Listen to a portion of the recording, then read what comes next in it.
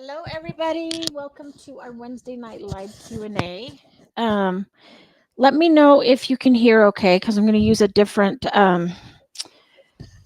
mic so that hopefully I don't have all the outside sound.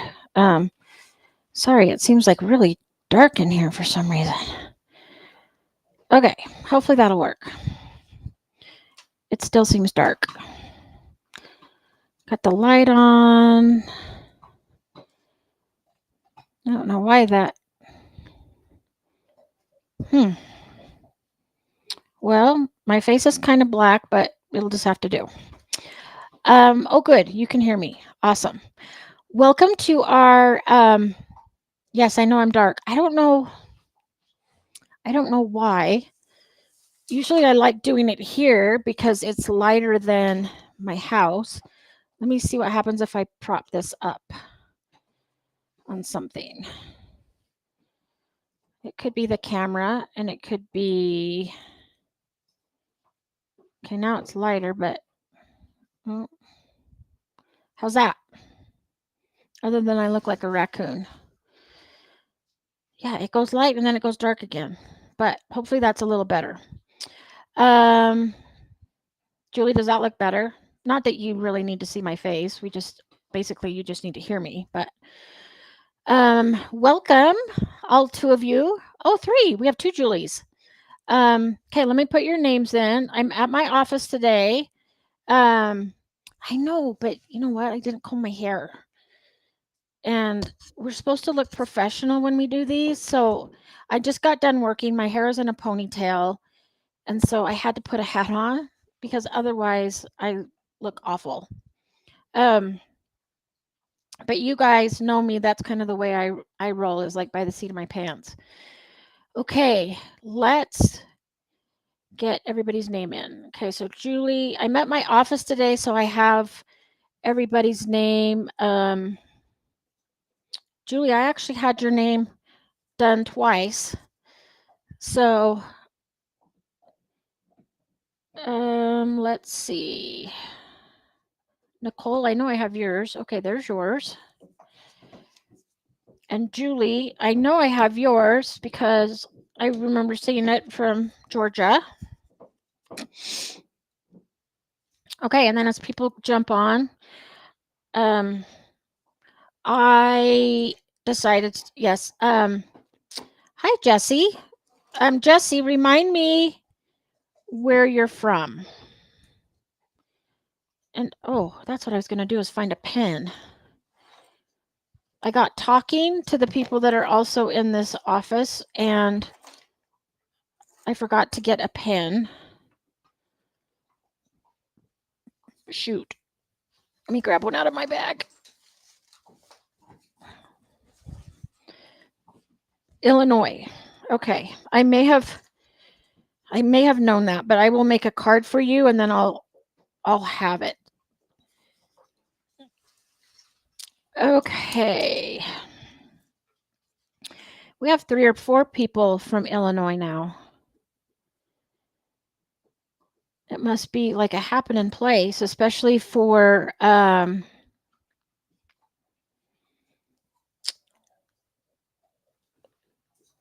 dog people and dog trainers. Okay.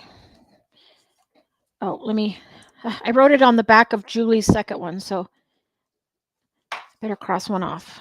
Okay. Um, okay, Jen. Jen, if you want to let me know where you're from, I can enter you into our drawing for a free bag of training treats. Okay, this is too high. Let's take this down. Okay, right there is good. If it goes dark again, let me know and I will take my hat off.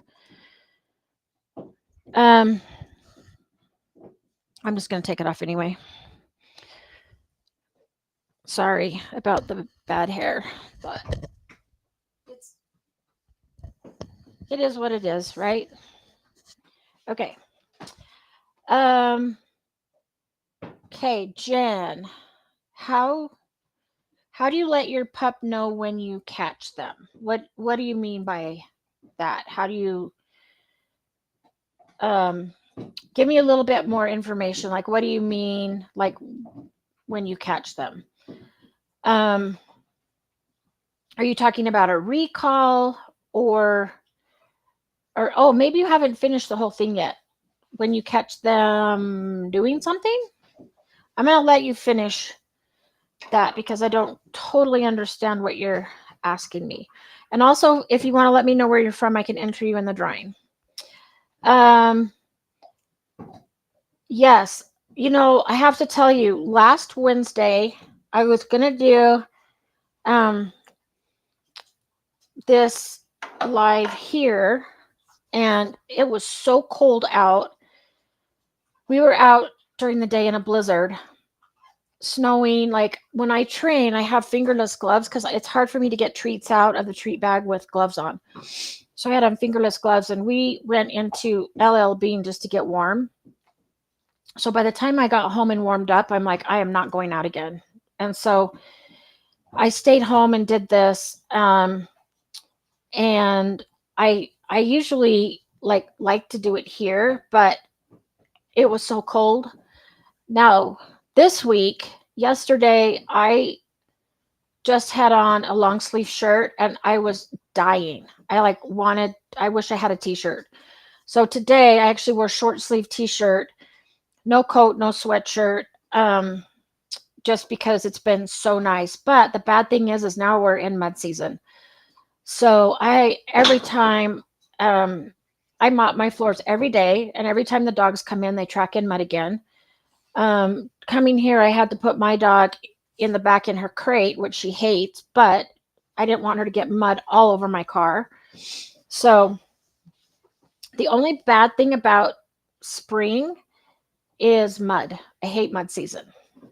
But yeah, then I love summer. I like winter too, but okay, Julie Kaplan. I had to give Dakota a ball as a reward for her to come inside to go to bed. The only thing is I had tennis ball in my back. So do you mean like, was she like sleeping with you and the tennis ball was like in your back? So that's like, I woke up in the middle of the night. I don't sleep really well anyway, but I woke up, and part of it is I drink water all day long. So then I'm up several times a night using the bathroom. And when I came back, I noticed that I have this queen size bed, and I had like this much room, this little teeny where I have to curl up, and the whole bed is free. And I have one right by my head, one in my back, and one by my feet. And I don't know if they get cold, because I kind of like it colder at night. I can't sleep if it's hot, but they like get right up against me, and then I'm like almost falling out of bed. And then I look at this little spot I have, and the whole rest of the bed is empty because my dogs are all like right next to me. So I get it but I don't let my dogs bring toys to bed. Oh, Jen, okay. Oh, and you're from Canada. And unfortunately, they only let people within the US win, but I'm going to try and change that. I think I have found a way that we can ship things to other parts of the country. So I am trying to get that rule changed, at least for my lives. Oh, and I'm just going to put Westlake instead of the one that I can't pronounce. Okay. So what I do, I'll read your whole question. How do you let your pup know they're doing something wrong if you catch them? For instance, my pup was pulling up carpet. Okay, so what I do is I don't really use the word no. Sometimes I'll say nope, and I don't expect my dogs to understand what nope means, but I use it kind of as an interrupter. And if I catch a dog like doing something like that, so I'll use my foster dog as he's a perfect example. So he was chewing on the coffee table, and then he was chewing on a book. And I would basically interrupt and say, hey, we don't chew on that stuff. And then I would redirect to a toy. If he went back to doing it again, I would interrupt again and say, hey, I told you we don't do that. And then what I did, this worked for me in this instance. So with him, he was wanting to chew wood. Like he wanted the wood table. He wanted the book because it had a cardboard cover. So I made him an enrichment box, which is basically, do I have any boxes in here? No, I don't. It would be basically saving your like Amazon boxes or Chewy boxes, whatever. And then I spread peanut butter on the inside. And this could be the same thing. If he's pulling up carpet, he's like probably trying to play or maybe bored, maybe not getting enough mental enrichment. Like, I don't know. I'd have to like get more into like what your daily routine is. But most of the time when dogs do things, when they start to chew things or bark or destroy, it's either because they're bored or they're not getting enough mental enrichment. And mental enrichment is just as important as physical exercise. So things like a snuffle mat, having your dog work for their food, lick mats, which is like self-soothing for dogs. I love to do these enrichment boxes. We used to do these at the shelter where I worked, and the staff hated me because it is messy to clean up, but it takes like 3 seconds. So what I do is I take the box and I will spread peanut butter on the bottom or one of the sides. And then I'll throw in some kibble or treats. You can throw in anything. You can throw in pieces of hot dog, cheese, anything. And then fold the box back up. That way that they fold it so it doesn't come open, or you can just tape it. And then I'll take a fork or a knife, depending on how heavy the box is, and just poke some holes in, just a few, so that the dog can smell what's inside. And then I give it to the dog and let him shred. And my dogs freaking love it. If you look at our Instagram, Pupford might have one on there as well, but it shows my foster dog tearing up a Capri Sun box. And, they get to tear, they get to shred, they get to lick the insides, they get to eat what's inside. And it's very, very enriching for dogs. So that's one of the things that I really like to do. And we started doing that once or twice a week. And he has stopped chewing on things he's not supposed to. So now he'll get a box, or he'll go get like one of his toys. And so I did have to redirect him quite a bit. And as soon as like I couldn't see him, I'd have to go like see what he was doing. Partly because he's a special needs and he's incontinent. So if he's going out of my sight, a lot of times he's going to the bathroom, and I'm still trying to teach him how to use a dog door, even though he knows how to use the dog door, but I don't know if he can tell when he has to go to the bathroom. I think he kind of can, because otherwise he would just do it in front of me, and he always will sneak off and do it. So anyway, what he was doing is when he would go out of sight, he would start chewing on something he wasn't supposed to. So it took about 2 weeks of me really paying attention to what he's doing and then interrupting, redirecting. But then look at like, okay, why is he pulling on carpet? Does he like and also like, how old is your dog? So if it's a puppy thing, I like to use like the rope toys that they can really sink their teeth into.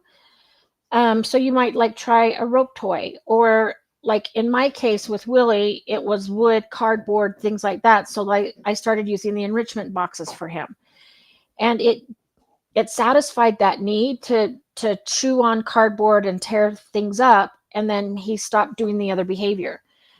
Plus it took a lot of like redirecting. I did buy them some of those wood nylabones, the nylabones that are supposed to like look, smell, taste like wood, but they're not really wood.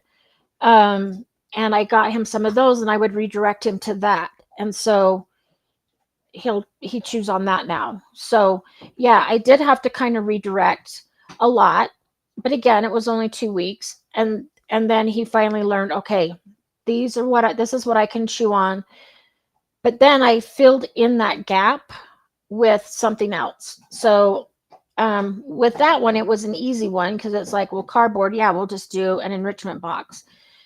With carpet, you might have to be creative and think about, okay, what's going to feel a lot like carpet.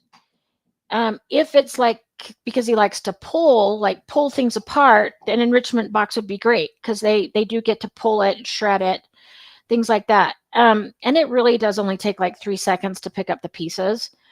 If you have really, really nice, like white carpet, I would not do it there because it does have peanut butter on the inside. You can use like baby food, pumpkin. I have a dog that I worked with today that the peanut butter gives her diarrhea. So we have to use baby food now. So, but whatever it is, it's going to be kind of messy. So doing it outside or doing it on a hard floor, something like that. I'm trying to think. I don't think I've ever, I mean, I let Willie do it on my couch. And I have a really nice leather couch that one of my clients gave to me because she was just getting rid of it. So I got it for free. So I let him do it on the couch, and it didn't get peanut butter or anything on it. So it's really like not that messy to where it's gonna, I mean, you can just wipe it off. But if you have like a cloth type couch or like nicer furniture, I would just do it on the floor. So try that. If it's the carpet type that your dog likes to shred, you could maybe do a rope toy.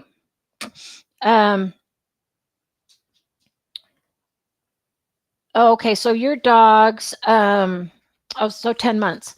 So yeah, it could be even a puppy thing because puppies are still biting and chewing. And I've never seen a dog eat the cardboard, which is very interesting.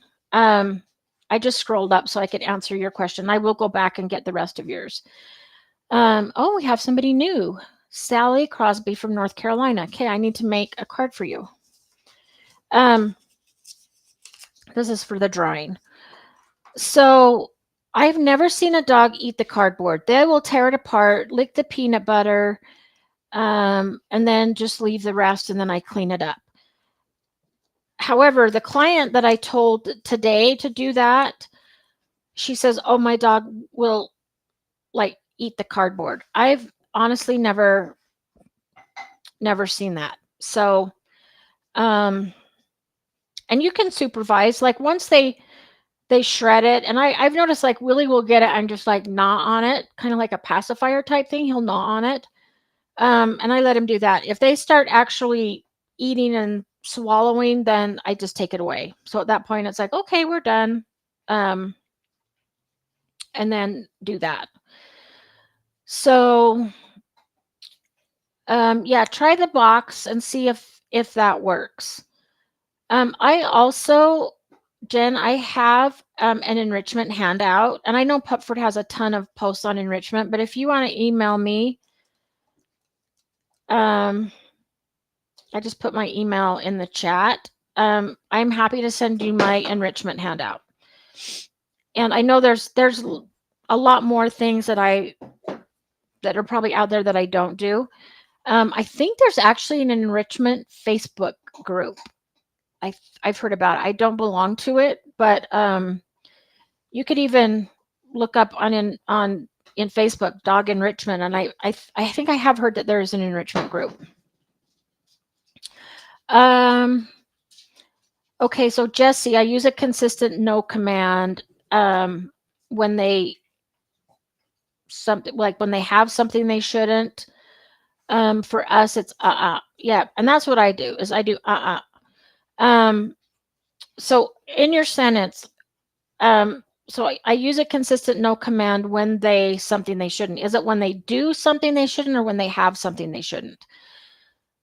So I'll talk about both. If they're doing something they shouldn't, then I'll say and then I will redirect into what I do want him to do. So, like, let's say Jade is jumping because she loves to jump on everybody. Um, and so if she jumps, I'll say, like, off. But then I'll say, now sit. And if you sit, then I will let people say hi to you. So when you interrupt, you always want to show the dog what you want them to do instead. Okay. Now, if your dog has something in its mouth that you don't want them to have, then I will do a trade. And so I will offer something of equal or higher value, and I'll say drop it. And sometimes I use the salmon treats a lot for this because they're smelly. And I'll stick it right in front of their nose and I'll say drop it. And then right when they drop it, then I mark with either a clicker or I'll say yes, and then I give the treat. And then I will actually practice trading back and forth. So like I'll give them something and say take. And then I will offer something of equal or higher value, either another toy or a treat, and say, drop it. And then they'll drop it. I'll mark that treat. And then I'll give the original item back and I'll say, okay, take. So in the dog's mind, it's like, okay, I give this up, I get a treat, and then I get it back. So it's like a win-win. And then so they learn to trade back and forth, and that it's not a bad thing, and that I'm not going to always like just take something away that they want. But then if it's something that they're not supposed to have, then I just take it. They get a treat, and I'm like, oh, good dog. Thank you so much for giving me that. And then they just don't get the original item back. But a lot of times I'll give them something else, like, oh, sorry, you can't have my Excedrin bottle, but here you can have this, like chew on this. So I'll always replace it with something that they can have. So yes, I do use as an interrupter. And sometimes just in conversation, like I will say, oh, nope, we don't do that. But I don't expect them to understand what no or nope means. For me, it's just kind of an interrupter, but I always want to teach the dog what I want them to do instead. So this kind of, hopefully that answers your question. Julie, I didn't, she brought it in with her. Yes, that would be hard. I can't let my dogs bring stuff to bed because there's 3 of them, and I don't want them like fighting over things. And they don't. I mean, they've, now that I think about it, they just don't do it. They just know when it's bedtime, it's time to go to bed, and they don't bring stuff to chew on. Jesse, how to survive a pup digging in his water bowl? I don't particularly want to encourage yet, since we will be doing trick training for dog, and it's the behavior we will be working. So one thing that you can do is, if your dog loves to dig, I find another outlet for them to dig. So for instance, I have 4 pit bulls, and pitties love to dig because they were originally bred for varmint control. And I, since I have in spring and summer, I have all these little tunnels from mice and voles that have done tunnels. So I encourage hunting in my yard because I want them to like go in somebody else's yard and do it. And my dogs have never caught one. But I don't want my whole yard dug up. So what I do is, there's one spot that they are allowed to dig. So they can dig in there. Jade, come here. You come over here. The other thing that I've done that works really well is I'll get a kid's pool, like the big kiddie pool, and you can fill it with dirt or sand, or I have filled it with plastic balls. And again, on Instagram, I'm not trying to promote our Instagram, but we have a really cute video of a little French bulldog playing in the ball pool. So I will like throw treats in there, toys, different treasures, and then the dogs will go in and use their nose and dig through the balls and to get the treats or the toys or whatever. And it's super cute. And it's, for dogs that dig, it really gives them that digging thing. I had a schnauzer stay with me once that loved to dig and play in the water bowl, and it drove me crazy because I was like going everywhere. And so I would just again interrupt, hey, don't do that, and then redirect to something else. So you could redirect to, if you wanted something indoors, get a smaller thing and fill it with plastic balls. And then to get them to dig, like I'll put the treats or even kibble on the very bottom, and then put the balls in. And so that they have to dig through the balls to get the treats on the bottom. So then they still get to dig, um, but they're not doing it with the water to get it all over. Does that answer your question? Um, so yeah, I always try to find, there's certain things that dogs just naturally do. Like dogs are natural foragers. So I like to use a snuffle mat so that they can use their nose and forage through the snuffle mat for food. If dogs are chewers, like super chewers, I like to do the enrichment boxes because they get to shred and tear them apart and that kind of stuff. Um, for dogs that dig, I like to, like, I'll have one spot in my yard that they are allowed to dig. And if they're digging somewhere else, I'll say, oh, not right there. Here, let's go over here. And then I'll let them dig in that spot. It's kind of like a sandbox for kids. You can even make your own, or I have one where a swimming pool used to be, and so the lawn's dead right there, and I let them dig right there. Um, but then again, I also like have the pool that I'll put stuff in, and then they can go dig there. So yeah, try that. So I try to find something that is similar to what they're doing. So like whether it's digging, shredding, foraging, and then I come up with a different version that they can do, such as, so like with herding dogs that love to chase, grab, I mean, herding dogs like to chase things and herd them. So if you have a dog that's like that, you could do something like tri-ball, like teach them to herd a ball into a net type thing. One of my training friends has one set up in her backyard, and she does that. Um, and so you could do that, or I like to use a flirt pole a lot for dogs. So letting them chase this thing around and around and around and around, and then they get to chase, they get to grab it, they can shake it, they can bite it, and then I teach an out or a drop it, and then they drop it, they get a treat, and then we go again, and this time we go the other way.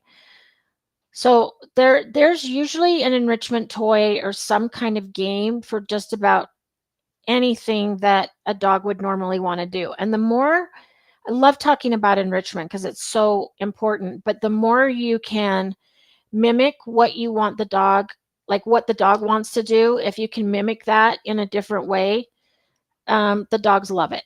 And then it's enriching, and you have fewer behavioral problems because your dog's needs are getting met. So, yeah, great questions. Okay, Stephanie. Um, I am a combat wounded warrior and was gifted a Royal Standard Poodle to train as my service dog. So, first, thank you for your service. I so appreciate it.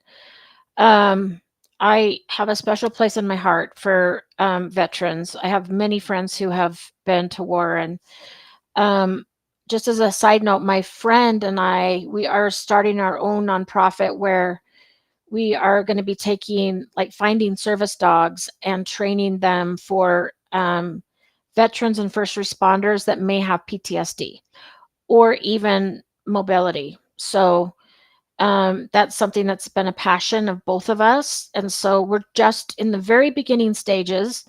Um, and yes, if we have people that will like gift, like I have a friend that breeds German Shepherds, and she has offered to donate one as a service dog before. Um, and we're going to try and use as many like shelter and rescue dogs as we can. I've had 3 service dogs now, and they're all rescues. But we'll definitely use ones, if people want to gift it to us as well. So I love nonprofits like that. So, thank you. Thank you for your service. Pause assisting wounded warriors. Oh, I love that. Um, okay, so she graduated as a service dog, and you graduated as a service dog trainer. Everything was going great. I even taught her to smile on command. Um, but now at 7 months, she's acting like a teenager and not listening. Okay, that is totally normal. So at 6 months, when you say that she's acting like a teenager, she actually is a teenager. So at about 6 or 7 months, that is when the puppies go from puppy to adolescent teenager. And it's normal for them to not listen and push the boundaries and see what they can get away with. Um, so that is normal. I'm having issues with her being overly excited playing with other dogs. Um, let's see. She will jump all over them and get right in their face. Playfully, not aggressive. It's too much. I leash her to make her settle. Then after bed, I let her go socialize and still like a magnet and way too excited. Okay, so this is what I do because I have the same thing with my service dog in training. I having to train a new one. Um, she's 3 though, and she's super hyper. Um, and again, I have pit bulls, and they are normally rough. Like they play rough. So they play really well with other bully breeds like, boxers, other pit bulls. But when I take Jade to puppy class, because it's good for puppies to also learn from adult dogs, sometimes she plays too rough. And um, pitties are very, very vocal when they play. So to the other people in my class, it sounds terrifying, but it's really not. I mean, I have to say, oh, that's just how she plays. She's not hurting your dog. I promise. That's just how she plays. However, I can tell when she's starting to get overly excited or over threshold or too, what's the word I'm thinking of? Um, stimulated, like overly stimulated. And so I have a cue for her that just says, Jade, easy, settle down. Um, and if she doesn't, then I take her out on leash and I give her like a 1 minute break. And then after she's decompressed for a little bit, then I let her go back in. However, if she goes right back in and she's immediately goes back to being too rough, then I pull her out again and give her another 1 minute timeout. From teaching puppy classes, I can tell you that, all dogs are different. And so some dogs we pull out for a 1 minute, 30 seconds to 1 minute timeout, and that's all they need. And then they go back in and they're more calm. I remember one puppy that we had to pull out like every 30 seconds. Like he was just over the top all the time. And so we had to keep giving him timeouts. Um, and he did eventually learn.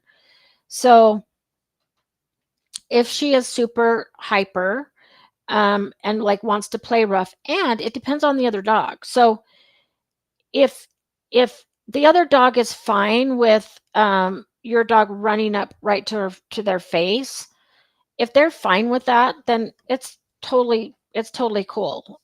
However, if the dog doesn't like it and corrects her, that is an appropriate correction, and I wouldn't intervene. I would just let them kind of have a conversation and let the other dog say, "Hey, that's rude. Like I don't like that." Like I in puppy class, I mean, this is so hard, and I had to learn how to do this. Um, it's we always like when we hear a growl or a snap, we always want to jump in and say, "Hey, knock it off." But a lot of times it's appropriate. So if a dog tries to hump Jade or do something, like she'll turn around and like give him a little snap. Doesn't bite him, doesn't hurt him, and I that's appropriate. So if she runs up to a dog and right in their face, and if the dog growls, and if your dog backs away like, oh, okay, sorry, too much, then that's appropriate. And you're letting the other dog teach her what is okay and not okay. Like, okay, that's rude, you can't do that. And as long as she's like, oh, sorry, then everything's fine. If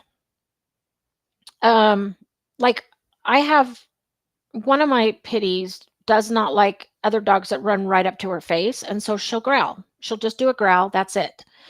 And they usually back off, so I don't need to get involved. Now, if your dog gets growled at and doesn't back away, then I would give her a little timeout, because I don't ever let it go to the point of them getting in a fight, because that's not okay. And the other dog, like if your dog doesn't listen, like first it might just be a growl, and then it might be a snarl, or then like snapping at them.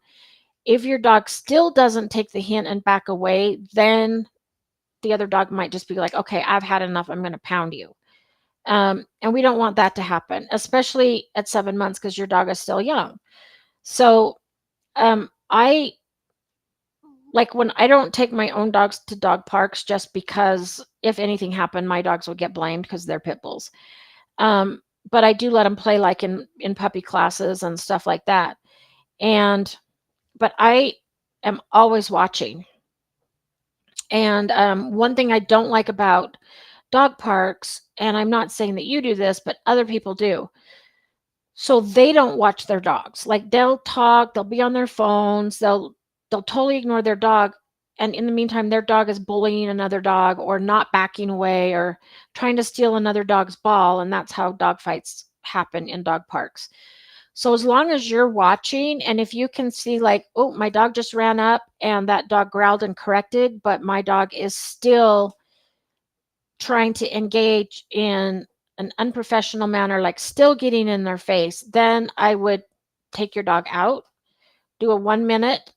If your dog gets really overly aroused, I would do 1 minute, just to let your dog decompress, and then let her go back in. And if she goes right back to being like too rough, then bring her out again.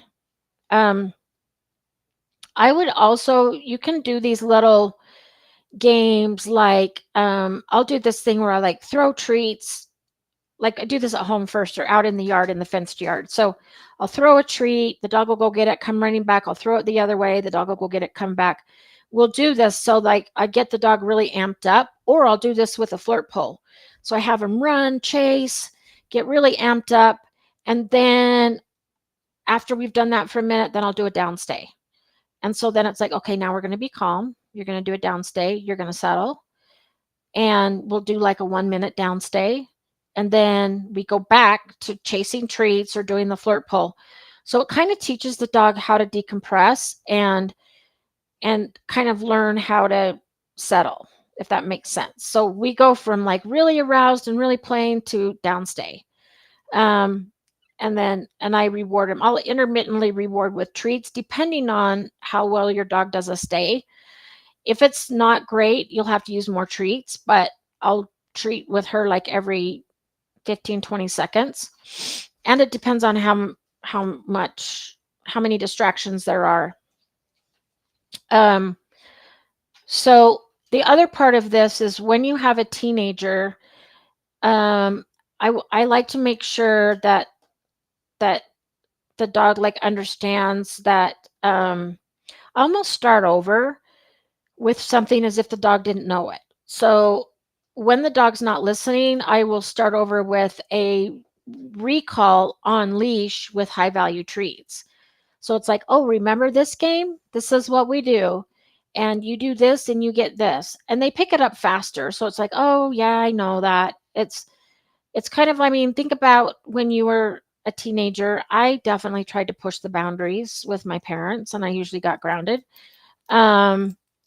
And so just making sure that your dog understands the rules, and I hate to call them rules, but you still want to have that mutual respect and bond. And sometimes I do go back to the beginning, like with Jade. I mean, she's 3 years old, but when we go out hiking on a trail, training goes right out the window. It's like, Mom, there are smells, and there's deer poop, and there's gophers to chase, and chipmunks, and everything else. And so I either let her off leash with the understanding that she's not going to come back if I call her. So I don't. I use a different word like, hey, over here, let's go. I'm going to leave you. But I don't say COME, because I know she's not going to do it. Or if I want to practice that, I'll put her on a long line and I make sure I have bacon with me. And then I'll practice letting her go sniff and then say her cue. She's right here. That's why I'm not saying it. Say her cue. And then if she doesn't do it right on her own, then I'll reel her in like, oh, come on, let's go. Let's go. It's so much fun over here. Give her the high value reward and then say, okay, go play. And then I release her to go play again. So I do that when I feel like the dog's not listening. And a lot of people will say when they get into the teenage phase, they'll say, oh, my dog's so stubborn. My dog just doesn't want to do anything. And dogs, to us, it looks like the dog is stubborn, but dogs actually don't have the emotion of being stubborn. So either they don't understand what we want them to do or it's not rewarding enough. So think about like dogs don't generalize. So just because your dog does something great at home in your living room doesn't mean they'll do it at Petco. So again, if I'm in a new environment and I'm supposed to be taking Jade like 2 new places every single week just to start to get her to generalize the stuff she knows. So which is why her service dog training is taking so much longer because by the time I get done training all day, it's like I'm too tired. I don't want to train anymore today. So I do get her out, but she needs to go to more places that she hasn't been before because like she has it great at our grocery store, at church. She knows to just lay down by my feet. So there's certain places that we've been enough times that she's got it. But then when we go to a new place with new smells, it's like it all goes out the window. So the same kind of thing happens with adolescent teenagers. Like, it goes out the window. So I usually start back with the clicker, the treats, and I do a high rate of reinforcement until the dog is like, oh, yeah, I remember this. Okay, I got it. And then you can start like backing off on the treats and stuff like that. So try that. Let me know. The other thing that I do is when the dogs are playing, if you ever watch dogs playing and you see them suddenly like stop and take a break, or like shake off or just take a break, I always praise for that. That is them giving themselves a timeout. So they are self-timing out, so to speak. So I'll say, oh, good break, good timeout, good job, guys. So I'll make sure that they know I don't usually use treats if there's a lot of dogs around because I don't want any fights over treats. But I will praise them and just name it something. Say like, oh, good timeout, good break, good job. Just so they know that that's good. When they stop to take a break, and if you watch dogs, it's really interesting once you start learning more about like dog body language and stuff like that, things that you never would have focused on, you start to notice, like when they just stop playing and then all of a sudden they start running again. They're actually giving themselves a timeout and then they go back to it. So I make sure I reward that. Jen, you're very welcome. Also, how are things in Canada? I know you guys have a lot going on politically right now, and I actually do not have. I have a television, but I don't have cable right now because I got tired of paying cable when I don't have time to watch TV. But now I have to like actually get on the internet to see what's going on. But I have a family group chat that I belong to. Well, just my family, and one of my cousins is works for a senator, so they keep me up to date on a lot of stuff that's happening. So I know there's a lot happening in Canada right now. So hope you guys are doing well, as well as people in the Ukraine. We don't usually have people from the Ukraine jump on here, but there's always a first. Hello, Willow. Okay, got your card. Renee, where is Brian? I did this in my office today just for Brian, so that we could have Jade pull out the name. Brian likes it when Jade pulls out the name because she pulled his out like twice in a row. So I'm adding names right here in my dog bowl.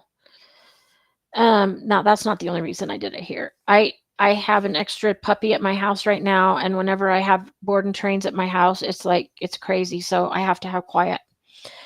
Um, oh, there's Brian. Okay, Brian, here's your thing. And yes, I'm in my office, and yes, Jade is going to pull the name out of the thing tonight. Okay, Willow, I'm getting a German Shepherd puppy. Awesome. Um, how should I introduce him to my 3-year-old dog named Gertie? Um, where, let's see. How is Gertie with other dogs? I know.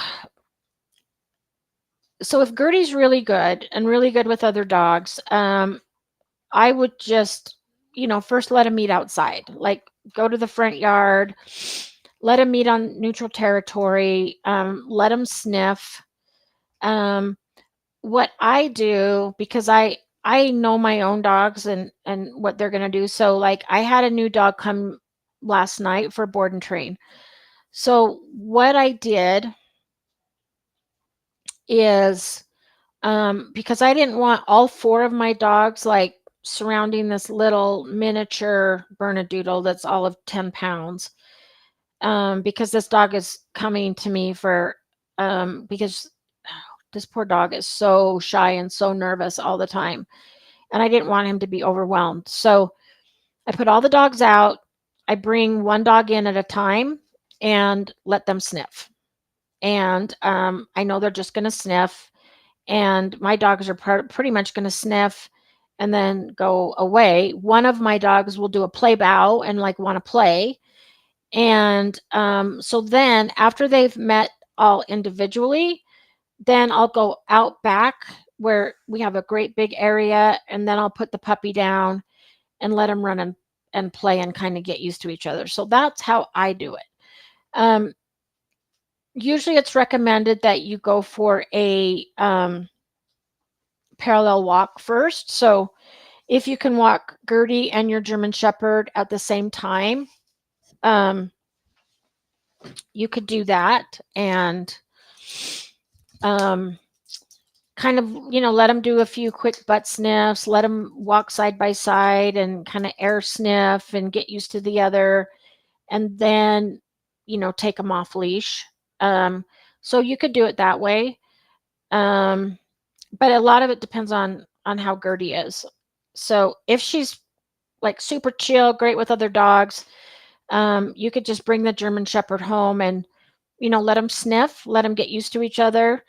I always feed puppies separate from my dogs because they get puppy food and my dogs love puppy food. So they would be wanting to get the other dog's food. So I actually feed the puppy behind a baby gate or in a crate. So they get their puppy food and then my dogs can't bother them. So, yeah, I would just do it that way. Depending on, like I said, depending on how Gertie is. Oh yeah. So they made an event of this, and then I just posted to remind everybody that we were going to start in 45 minutes. So Willow, next week, it is Wednesday at 6 p.m. And I might be doing it from my mom's house in Salt Lake. My mom's actually having an angiogram next week. So if she's still in the hospital, I may even do live from her hospital room. So who knows where I'll be? I might be home or here or at my mom's house or in the hospital room. But wherever I am, I will be doing it next Wednesday at 6. So, yes, please join. And for you guys that jump on every week, I'll try and always let you know when the next one is, because we're trying to do different days and different times just so everybody all over isn't still at work or having to stay up too late. So we're trying to rotate them. But you guys always jump on no matter what time, and that's why I love you guys so much. So let's see, Nicole, have you seen the I Dig toy? I haven't, but the the pool thing works great. And hang on, I'm gonna take my Excedrin. I've had like this 3-day headache that won't go away, but that's normal for me. Yeah, so if you go to our Instagram, I'm going to put it in here. I think this is what it is. I have my helper do our Instagram because I don't know anything about social media. I'm terrible at it. So we have a post about the pool and the little French bulldog, and you can see how it works. And so you can look up there and just see. But I am going to get on Amazon really quick and see what that I Dig toy is, because I honestly have never even heard of that.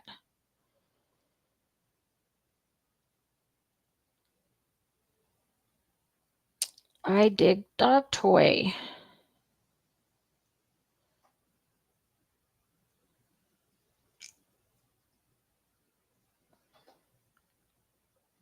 Oh, okay. So there's a lot of toys that came up.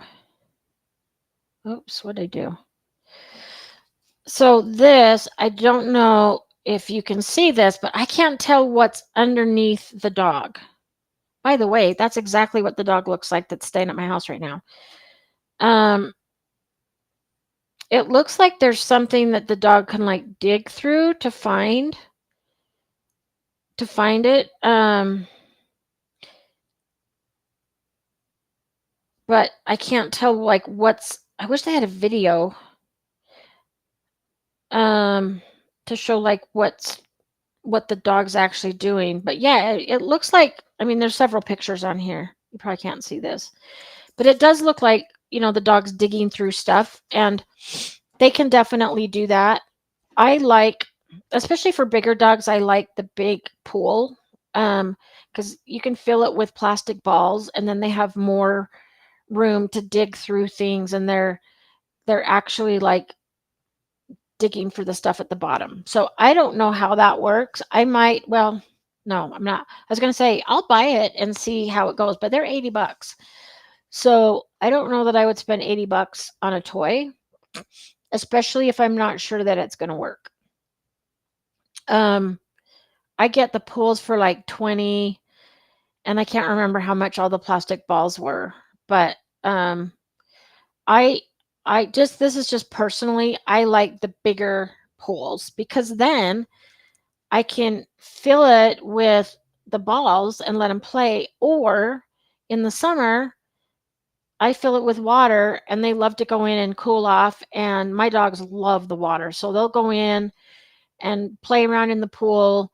You can even, like, I've put like toys, plastic toys, or like toys that will go to the bottom, so that they can like paw at them, and they'll duck, dip their head under and pick them up, so they can still play in the pool and get stuff off the bottom. So, but yeah, I'm glad you told me about that. I might show it to some of my clients and see if they want to try it, and then they can tell me. But yeah. So, Jesse, basically give an acceptable redirect. Yes, until we are ready to work the command the way he can continue the behavior, until we hit the command so my room isn't flooded. Exactly. Yes, an acceptable redirect. I love the way you worded it. Yep. And so New Year's Eve, I had one of my clients 3 giant Bernedoodles in my house, and 2 of them were puppies. So 2 of them were like 6 months old. And I am not kidding. My house looked like a swimming pool. I didn't know if I was ever going to get it dry and back to normal. But part of the problem is the 2 dogs like to play in the water. But then they were outside in the snow and they came back with all these snow clumps on them, and then it melted. And if you can imagine 3 really, really big dogs, it was like a swimming pool in my house. It was awful. Um, so yes, they also have these things. I mean, I do leave water out for my dogs all the time because I always want them to have access to water, but they do make these things that are like water bottles, but it has like a ball, like the roller balls you can roll stuff on, like perfume or whatever. It has one of those, and so you can actually put water in it and let the dog drink. Like they lick, and they get water that way. If it's a problem, like you could always get something like that, um, and let your dog get water that way. But you basically have to hold it. I don't know if it would drip if you held it upside down, or like when we've had gerbils or guinea pigs growing up, you had the water bottle that you turn upside down and they basically lick. It's like the same thing. So you could maybe turn it upside down so that your dog could still get water without flooding everything. Okay, Jesse, we just ordered one and tons of treat puzzles as well. We'll be here tomorrow. Oh, good. Yeah, I just ordered some as well, mainly for demo things with clients and puppy classes when we talk about enrichment. So I got like 2 Kong wobblers, a big red one and then a smaller one. And what I like to use, because I have a dog that loves to chase balls, my little foster dog. So I got one of the balls that you can put treats in, and then he's got to roll it around and figure out how to get it out. I got one of those just for him. And I had 2, but they've like worn out to the point that they look gross. So I threw them away and just got more. Sally, thanks for the herding tip. I have a 12-week mini Aussie Doodle. Yes. So I have a friend, and she has a border collie.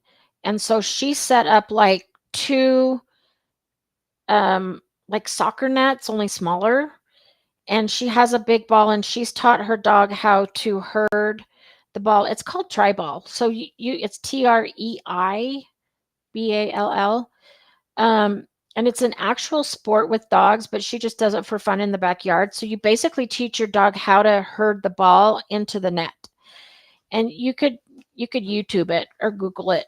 But it really gives those dogs an outlet for herding. So yeah, that or the flirt pole would be great. Brian, you have about 1,000 beanie babies. Yes, you could fill them with that. Yes, Peyton would shred them. So would mine. I used to collect beanie babies too, and now that they're worthless, I had all the dog ones. But yeah, I think I gave all mine away or gave them to Goodwill or something. I don't remember, but yeah, I remember when beanie babies were the big thing, and I had a ton of them. Not 1,000. I didn't even have 100. I probably had like 20 or 30. Stephanie, thank you for your support. I would be happy to help your nonprofit and also bring you veterans. That would be awesome. I think down here, yeah, you gave me your email. I'm going to write it down though, because that would be amazing. We're trying to hook up with some veterans around here just to get some feedback, because like we know how to train the dogs, but we don't really know a whole lot about like PTSD and what we can expect. Like we have a pilot program going on right now, and we've got a guy in there that is a former Marine, and he was a police officer. And I'm going to put the pause thing in here too. And so he's got PTSD from an officer involved shooting of a kid and then military. So he's been giving us a lot of good tips. And so we've basically said, like, okay, we need you to be 100% honest with us and let us know what we need to fix. And so, like, he always needs to be near a door. He has his wife come, so sometimes he's had to, say, I need a break, and then his wife takes the dog and takes over. So we're learning a lot that way, but yeah, we always need help. And yeah, if you want to shoot people our way, that would be amazing. Oh, the president of our nonprofit may retire in a few years and was talking about handing it down to me. That's awesome. That would be great. We're in Utah. You're in Chicago. We're in Utah. There's another one that we reached out to. It was called Canines for Warriors, I think. And they're in Texas and Florida. And we reached out to see if they wanted to expand to Utah. And I didn't hear back from them.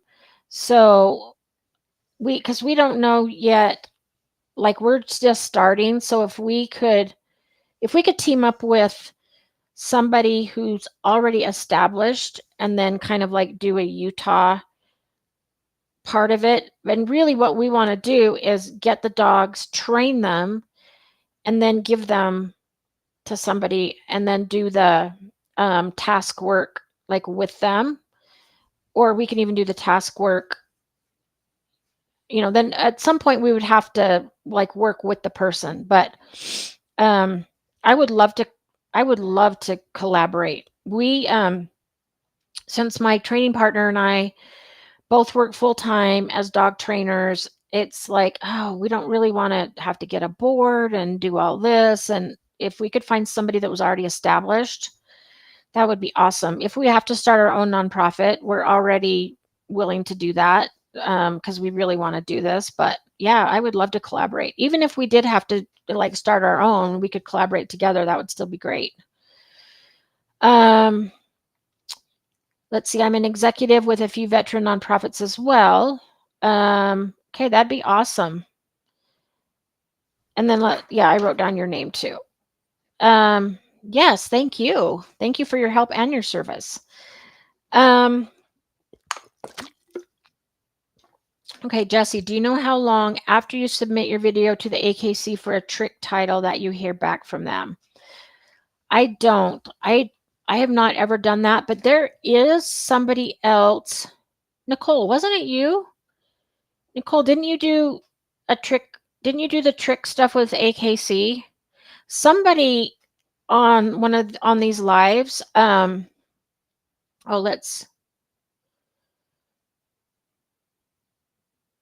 I thought Nicole was answering my own question. Nope. Oh, somebody on here has done the AKC trick stuff, and I can't remember who it is, honestly. So I couldn't tell you because I don't know. I do like basic little tricks with my dogs, but nothing fancy. So I don't know. You could email them, just say like how long till I hear back, because sorry, I don't know. Nicole, I think it's like carpet and something under that the dog digs up. Yeah, and for some reason, some dogs do like to dig carpet. You know what you could do? I just thought of this. I have a really good friend who's a carpet layer, and he used to save carpet remnants for me for my outside dog house.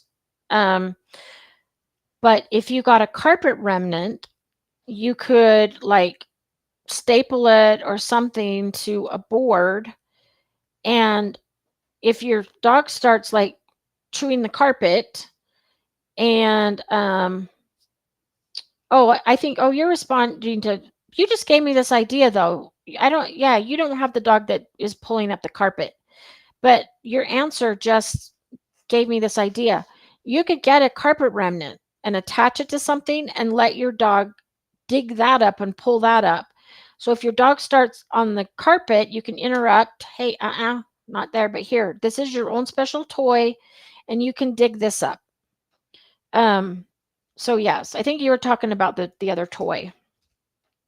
that's like carpet and then something else that the dog digs up. Yeah, that makes sense. Um, oh, and Jesse is down by Starved Rock and hear about paws frequently. Awesome. I'm gonna have to look them up. Because that's really awesome. That's cool. There are a few here in Utah. I think we have Labs for Liberty. There's another one down in Salt Lake. I can't remember what the name of it is, but yeah, it's just something we've both always wanted to do, so we're gonna do it. Moose loves to swim. Wilma will swim if I go in first. Yeah, all my dogs love to swim. The bad thing is, like, Maddie is 70 pounds, and so she sinks.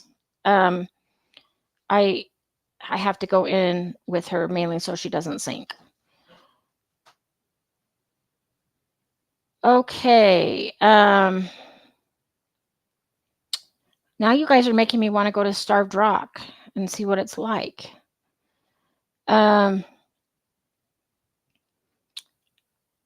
Okay, let's see. I love you guys are connecting, like, right here on live Pupford Facebook.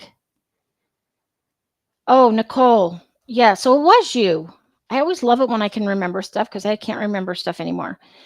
You did it, but you didn't submit a video. Oh, your trainer evaluated it. So do you have an option of you can have a trainer evaluate your tricks and then you get a title, or do you have to do both? So, like, if you have a trainer that is, like,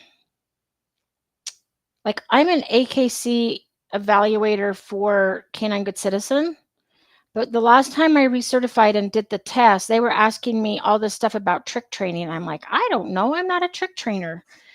So I guess, like, I could evaluate it, but I have no idea what I'm even looking for. But I think if you don't have a trainer, you could submit it and they evaluate it. I'm not sure how that works. And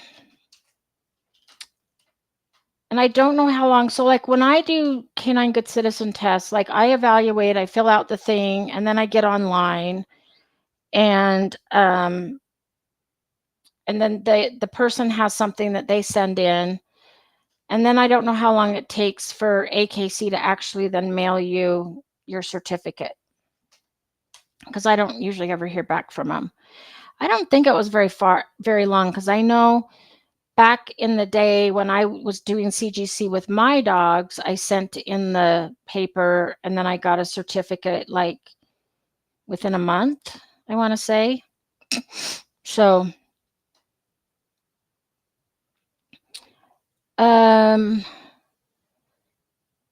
oh, Jesse, you can go into an evaluator or you can create a video and submit online for an evaluator to approve. Okay, I'll have to look in and see if I could actually evaluate trick training. I don't know that I'd be a very good evaluator because I don't know that much about it, but yeah, I as far as I know, I can. I would just need to see what the score sheet, or, like, what they're looking for and what you're evaluating on. Okay, I'm going to go through really quick and see if I've missed anybody's questions. And then remember, next week, it's Wednesday at 6. Don't know where I'll be, but I will be there. Let's see. And how do you guys like this time? We did 5 o'clock tonight. I feel like we get more people at 6 or 7. But we have gotten a few new people that we haven't had before, so that's awesome. Glad to have you guys join. Let's see. I think I've gotten everybody's question. I'm just going to go through really quick and... Oh, Willow, I just saw my puppy is going to be 8 weeks. I think that is 2 months. Yes. Oh, I missed one. Sorry. Let's see. Kirsten. I have a Catahoula mix. When I try to walk him, he pulls me everywhere and barks at everyone we pass. If I could get the barking under control, I could take him hiking into dog parks. Okay, great question. Um, for pulling, I do a few different things. I do either the stop and go game or green light, red light. So when the dog pulls, I stop so that I don't ever like dogs to pull me anywhere, because if they can pull you from point A to point B, they're going to do it. So I stop and I wait for the dog to give me a loose leash. Either they turn and look at me like, why aren't we going? Or they'll sit, and then loose leash means we go. That's the one I use the least because don't ever feel like we really gain any ground. The one that I'll share the two that I use the most. One is changing direction. So if the dog pulls this way, I turn and go this way, and I'll say, oh, let's go. And then when the dog catches up, when the dog's right by my side, that's where I treat, so that they learn that the good things and the treats happen by my side. Now, I don't expect a dog to stay by my side all the time, because I think it's very good and healthy and mentally enriching for dogs to sniff and explore. But I don't allow them to pull me when they do it. So I very rarely do a formal heel. But I do like to just treat by my side. So I will change direction and then reward by my side. The other one that I do that works really well is I'll drop treats right in front of the dog to slow them down, get their nose to the ground so they're still sniffing. And at first I'll go every step, and then I'll go like every 3 steps, drop, 3 steps, drop, and then every 5 steps. And then I just space out the treats, so that then you can go farther and longer without needing to treat. Another one that you can do is you can take a treat. Where's my treats? Okay. You can take a treat, and I actually learned this one from another service dog trainer. So I'll take a treat and put it in my hand like this is the Pupford treat. And I'll put it under my thumb, and then I will like put my hand right on my back pocket and have the dog follow my hand with the treat in it. And they're like licking and nibbling, but my thumb's over it. And when I first start doing it, but that teaches the dog to like stay focused, like right kind of by my side. And at first I treat a lot, like okay, every couple steps I'll treat, and then get another one, and every couple steps I'll treat. So I have done that too, and it works well. And then I practice turns, and here, you want that, Jade? And I'll do that. So I think the ones that work the best are dropping treats. But if you're on a hill, it doesn't work so well, because then the treat rolls and the dog pulls you over as you're going down the hill. But as long as you're on a flat surface, you can treat every step, and then every 2 steps, every 4 steps, like that. For barking, that's a little bit more involved. I would do the engage, disengage, which basically teaches your dog to just look at somebody and remain calm, which is easier said than done. And it depends on why is your dog barking because he's super excited and wants to go say hi. I like to teach impulse control, like sit and wait. And when you sit and wait, then I will let you go say hi. Or I'll teach them to like just look and then check in and look at me, reward, and then we slowly get closer. So if you want to email me as well, just tell me that you want my engage, disengage handout, and I'm happy to send that to you. Because you can use that whether the dog is barking out of excitement or reactive or whatever. The other, let's see, there was one other thing I was going to say. You could also teach hand targeting, like touch, because the dog has to do that with a closed mouth. So like redirecting and asking for a hand target, because then the dog is disengaging from the person for whatever they're barking at and hand targeting, and then you could reward that. I usually like to teach them to like disengage, check in with me, and reward. But either way, the other thing you could do is if your dog is barking a lot on walks, teach your dog to walk with something in his mouth, like a ball. So if your dog is really ball motivated or toy motivated, teach him to carry a rope toy in his mouth or a tennis ball in his mouth. And that way he's got something in his mouth and he can't bark. So the first thing that we always want to do is find out, like, why is the dog barking? Is it because he doesn't like somebody or he doesn't like other dogs? I'm assuming not if you're going to take him to dog parks. Or is it because he's like so overly excited that he just wants to say hi to people?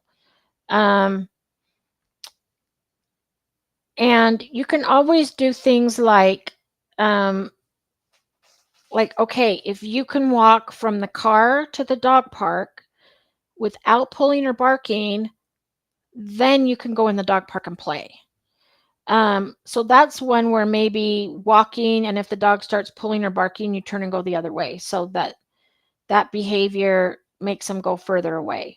Or you just stop and ask your dog to like come and check in or sit and wait or do something else, and then you can go again. I did that with a dog, and it took 20 minutes to get to the dog park that was just next door to where this person lived. But every time the dog would pull, I would stop. And then pretty soon, the dog kind of learned that, okay, tight leash means we stop, loose leash means we go. And then I did kind of do the treat in the hand, and I did some hand targeting like right by my side.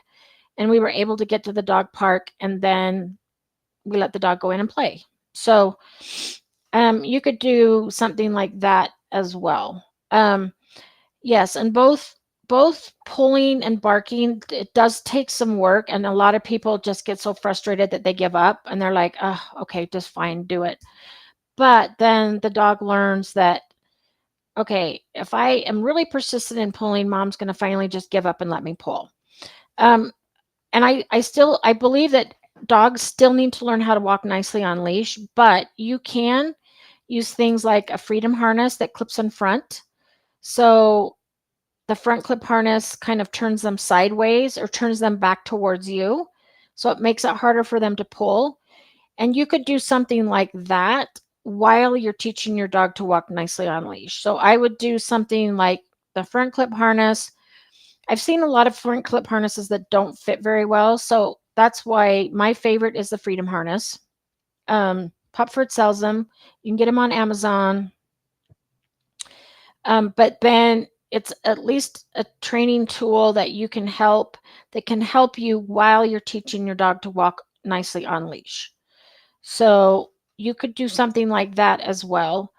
And then for the barking, I would do the engage disengage. And again, if you want to email me, I put my email in here. I'll put it in again.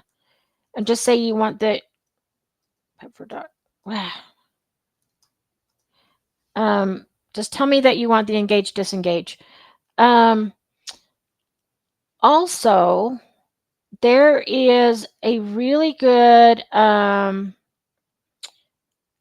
Pupford has a really good course called 21 Impulse Control Games. And for dogs that pull and bark, need more impulse control, which is why I like to do like a wait. So like sit and wait while somebody comes up and says hi, or before you go say hi. Working on stays, like things like that. I would check out their impulse control games thing, because I think that would really help with both the pulling and the barking. So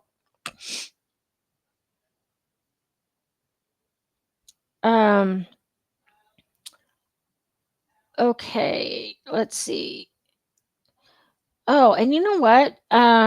So Sally, you're the second one.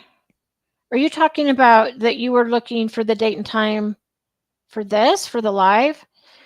Because I usually I posted something yesterday on Tuesday saying this week's live is, and then I know that they made it an event. So right as you're on the, and I usually post it in the Perfect Pup Zach George Facebook page. I don't get on the other one, so I'm not sure about that one. So make sure you're on the Perfect Pup in 30 days. And then I usually post it the day, either Monday or Tuesday, and then the day of, I'll post a reminder. So that's kind of what we do. And then I'll have to ask them, Anita, hello, let me put Anita in. I'll have to ask them how it gets advertised, like on YouTube and then the regular Pupford page. Oh, Jesse, I knew that Pupford Academy had a whole thing about enrichment. Thank you for bringing that up. Yes, I have a handout, but it is probably not nearly as exhaustive as the enrichment stuff that Pupford has. So check out the Pupford Academy, and they will give you. And I've seen on the page, like they show you how to make like the enrichment boxes. They show you how to make it out of a paper towel roller. So instead of just recycling it, I do it with these too. In fact, I also buy a lot of like Young Living oils, and they always come in a little cardboard tube. And instead of just recycling them, every time I get them, I make the enrichment things out of them. And Willie loves to just tear them apart, and then I recycle them anyway. So, yes, check out the Pupford Academy. They do have a whole thing on that. And yeah, Kiko Pup is actually a really, really good. I watch a lot of her videos. And then Pupford also has a whole reactive dog course. And yes, so does the Pupford Academy. Now, I'm going to give you a little insider information on something though. I filmed the Pupford Academy reactive dog course, and we are going to be redoing it. So I think if you get it now, it's still got a ton of information, and it'll be really good to get you started. And then I think once you buy it, once we redo it, you'll still have access to the new one. But we are going to be redoing it, and I'm going to make it better. So I've learned like so much in the meantime, and so it's going to be a little bit different. The main reason that they're redoing it all is because they have like a professional videographer now.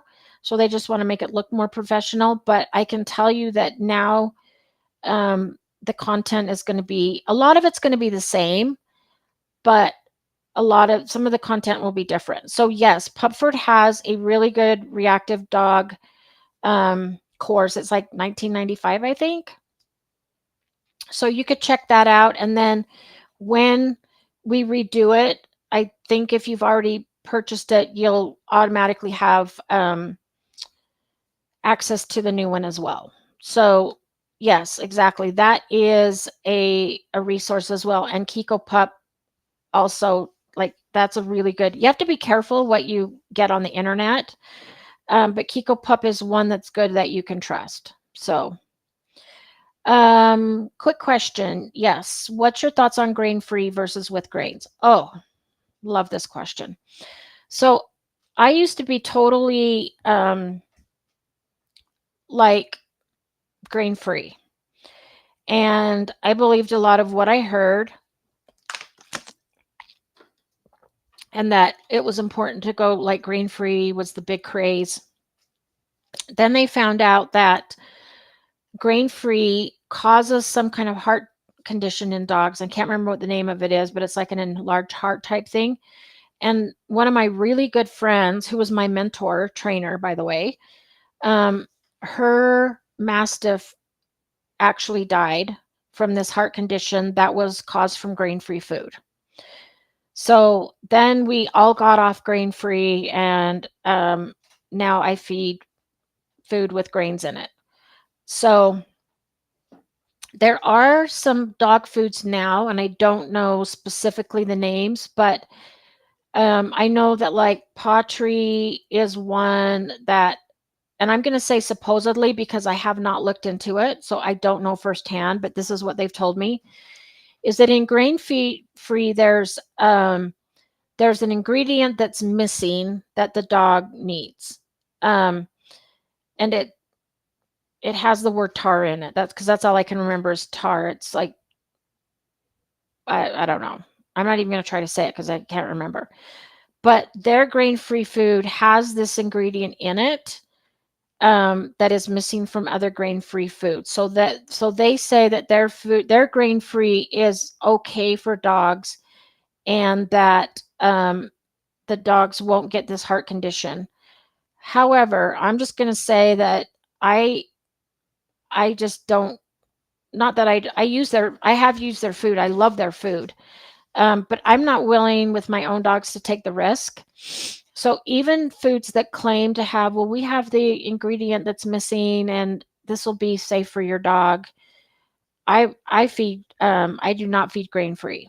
After seeing what my friend went through and hearing of other dogs having this heart condition that they've died from, I'm not willing to take the chance. So I don't do grain free anymore with my dogs. Um, I also had 3 dogs pass away from cancer all in less than a year.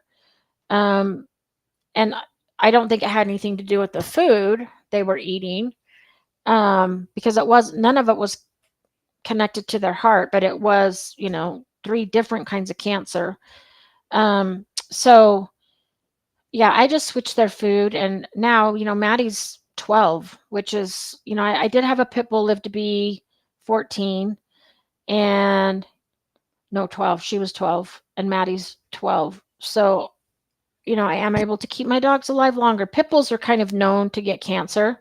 So when I have a dog live to be 12, I'm very happy. So that's just my own personal opinion about grain free.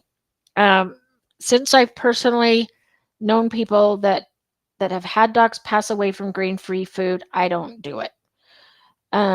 So I would have to see an actual study where a dog food company says, yes, our grain free food has this, and these, like this control group, like these dogs have lived 13 years on our food. And I don't know that that's been done, or I haven't seen it. So like I said, I just always err on the side of caution, and I feed my dogs food with grain in it.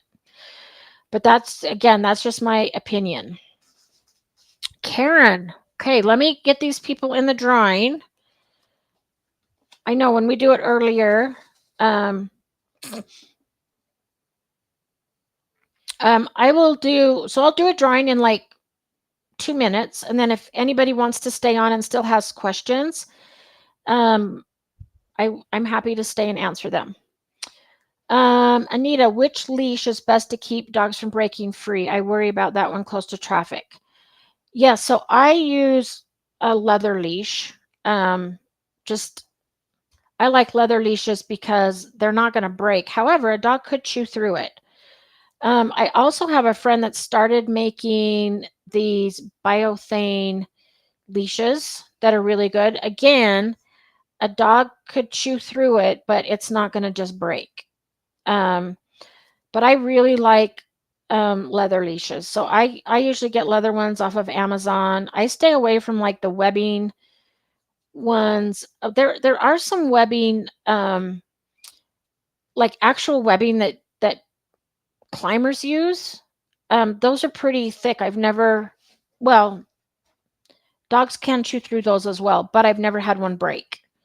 So if you go to places like REI, Kirkham's, I don't know what you guys have in other states, but here we have, like outdoor, companies. Like I think REI's nationwide. But they have like webbing that climbers use, but they'll actually make a dog leash for you. And so you can specify what length. So I have like 6-foot leash, I have 15, I have 20, 30. So when I'm doing recall, I can like add the length and use different lengths.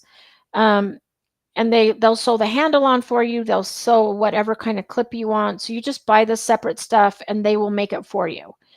So that really thick webbing will work great. And those are the 3 that I use. I haven't really tried anything else. I will often use the leashes that come with the Freedom harnesses. And they're sturdy enough. I've never had one of those break. Dogs can chew through them if you leave them out. So I would like not leave them out, but those are good.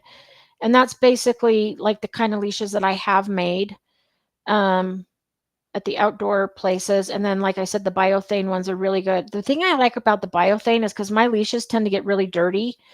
Because when I have my dogs drag a leash, they're going in water, they get muddy, and the Biothane ones are really easy to clean off, and then they look better. So Sally, you looked there and didn't see it, huh? Were you on the Zach George one, the Zach George Perfect Pup in 30 days? Because I just got on there tonight when I was posting a reminder, and it was right on the front page, and it said a big Q&A. So it's there. I know it's there. Just make sure you're on the Zach George one. I don't know how they advertise it on the other pages, so I'm not exactly sure.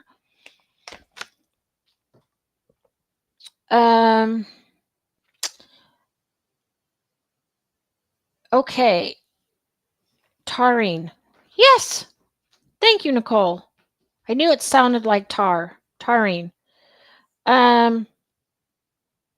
Okay, let me hurry and do a drawing, and then I'll go through these, and I'll answer some other questions if we have more questions. So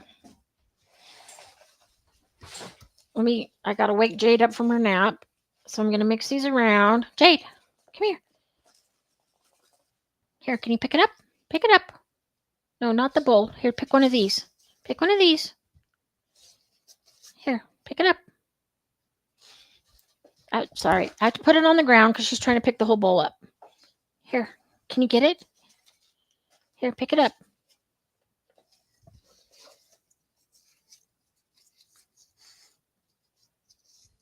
Oh, good job. Okay. She picked Willow McCall from Iowa. Brian, sorry, your streak ran out. I had to kind of help her because she kept trying to grab the whole bowl instead of just a name. So Willow is our winner tonight. So Willow, you know the drill, I think. So you're going to email hello@pupford.com and let them know what kind of treats you want, and they will send you your free bag of training treats. Okay. Now I'll go back and answer some of these. Nicole, my pups have learned different levels of walking. If I clip in the front, I want them right beside me. If I clip over the shoulder, they go sniff and walk in front, but don't pull. If I clip close to the tail, they can pull some. That's a great idea. I've never thought of that, but I kind of do that with my dogs. If I need them close, I'll do the front clip, and then if it's okay for them to go sniff, sometimes I'll just even do their collar. And I think I saw down here about type of harness. I don't know what Willow or Nicole uses, but I use a Freedom harness. So those are the ones that I like with my dogs. There's also the Easy Walk does not have the back clip option. It's just a front clip. So that's why I like the Freedom harness, because you can do front and back together, and it comes with its own leash that has a handle. But then you can unclip the back and the handle slides up, and then you have a longer leash. Or like if you're doing like tracking or nose work, I like to just have it on the back. Because I want the dog to be pulling and tracking. So that's the only time that the dogs are allowed to pull. But that's such a great idea. And that's like a cue. Like, okay, if it's clipped here, that means I do this. If it's clipped back here, that means I do this. Nicole, that's brilliant. You should be a dog trainer.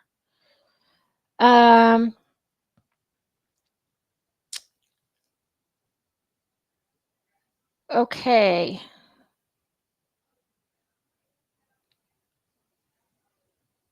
Yeah, Freedom Harness or Balance. I haven't heard of I've heard of Balance Harness, but I've never used it. Um,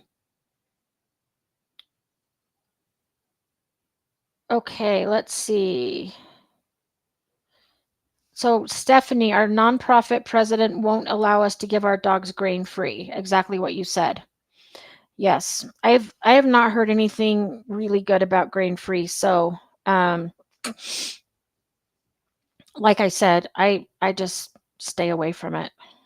But there are foods now that they're claiming that they have the taurine in it. I don't know why I can never remember that word. All I can remember was tar. Yes, and the biothane. So I originally got the biothane leashes.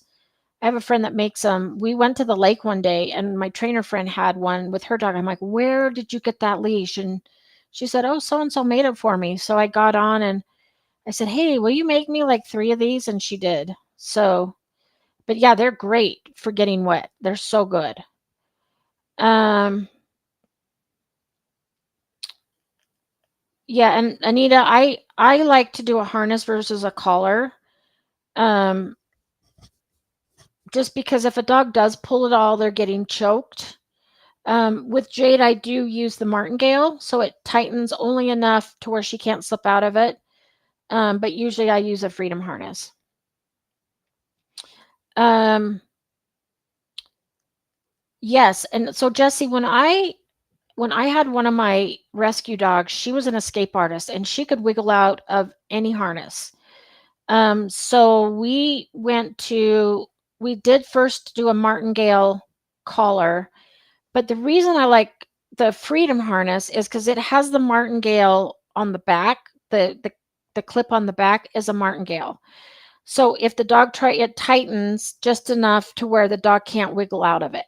And I always make sure like I fit them for all my clients so that I make sure it's snug but not tight. You don't want it too tight to where it's chafing, but I want it snug enough to where it's going to do its job and that like when the dog pulls it's not going to like pull the harness without the dog. So and for escape artists as well. So yes, that's the other reason why I like the Freedom harness, because there's a little bit more to it. And it has that martingale on the back. So that's another one. um Oh, Renee, we were buying from, but Peyton didn't like it. We just switched to Bark Eats, and she loves it. And yep, your vet recommended not to do grain free. Yeah, and when I worked for a vet clinic, our vet said the same thing. Um, not to do that. So, um, yes, Jade does like to just share the love. And Brian, you're right. I've been doing this at home for the last couple of weeks, so she is out of practice.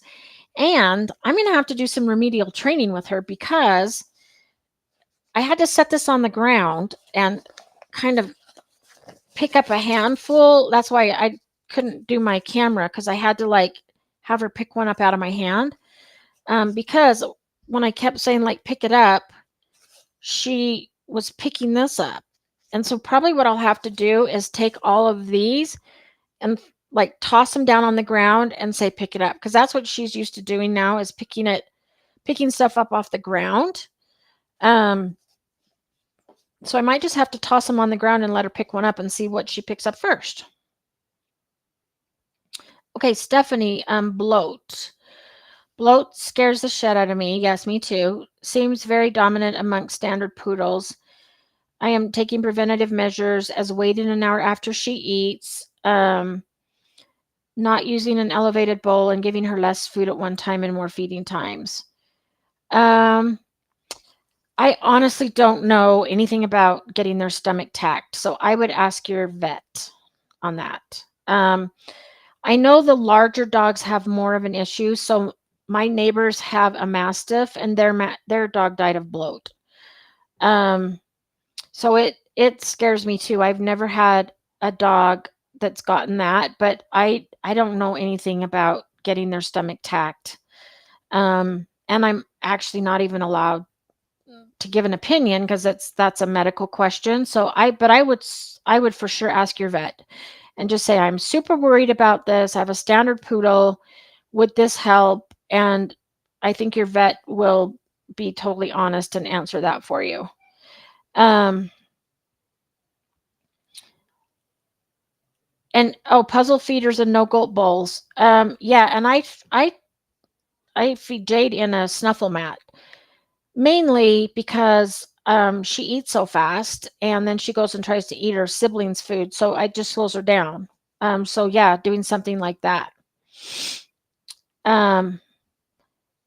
So anyway, okay, it looks like we got through all the questions. You guys were great tonight. We had great questions. I'm so happy that we had some new people. I hope you guys will come back next week, Wednesday at 6.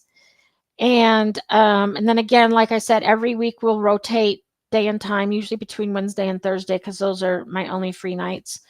And then yes, feel free to email me if you want any of the handouts that I talked about. And have a great night, and I'll see you guys next week.